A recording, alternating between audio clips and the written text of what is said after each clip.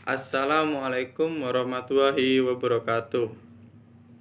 Di sini kelompok kami akan menjelaskan mengenai apa itu korupsi.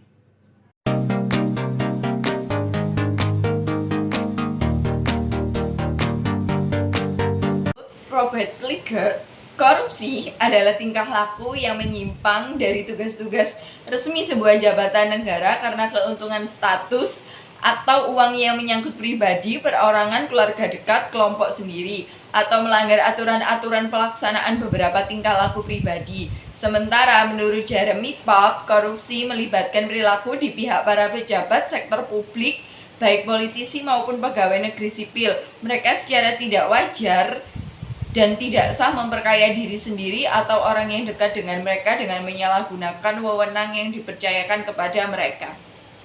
Contoh kasus pertama yaitu Kota Waringin Timur. Kasus ini menyeret Bupati Kota Waringin Timur dan masih diproses oleh KPK.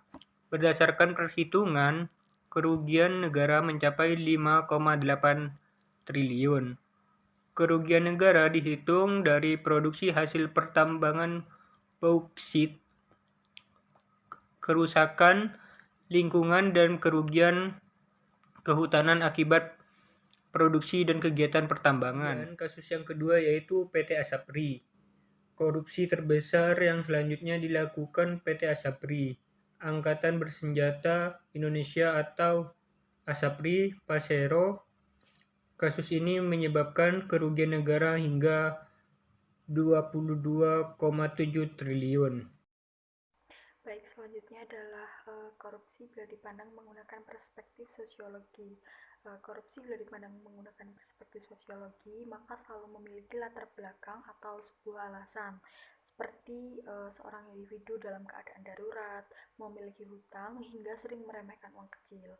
Jika dipandang menggunakan teori rasionalitas, maka korupsi ini diyakini bahwa korupsi menjadi sebuah tindakan seorang individu atau lingkup masyarakat yang melakukan kegiatan korupsi karena adanya rasionalisasi, tidak hanya kaitan dengan ekonomi saja, namun sampai di bidang politik dan kehidupan dalam merasionalisasikan, yang artinya teori ini berasumsi bahwa korupsi merupakan sebuah tindakan individu maupun masyarakat yang berdasarkan kepada keinginan dari individu dengan tujuan tertentu. Berdasarkan dari pemaparan presentasi yang tadi disampaikan, maka dapat disimpulkan beberapa hal. Yang pertama, yaitu tindakan korupsi merupakan tindakan amoral atau tindakan ketidakadilan yang dilakukan oleh bangsa Indonesia hingga saat ini yang menjadi PR bersama bagi masyarakat Indonesia.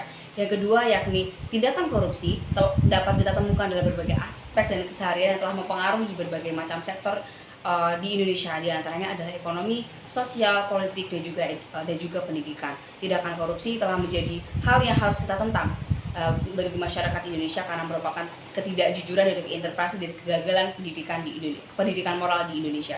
Dan yang ketiga, yakni tindakan korupsi selama ini tidak dapat dicegah secara maksimal karena kurang terintegrasinya tindakan-tindakan yang mendukung penyelesaian tindakan korupsi. Terdapat 3 hal utama yang bisa kita lakukan untuk mencegah tindakan korupsi. Yang pertama adalah tindakan preventif, yang kedua adalah represif, dan yang ketiga adalah edukatif. Dengan adanya cara atau solusi tersebut, maka korupsi di Indonesia akan dapat diselesaikan.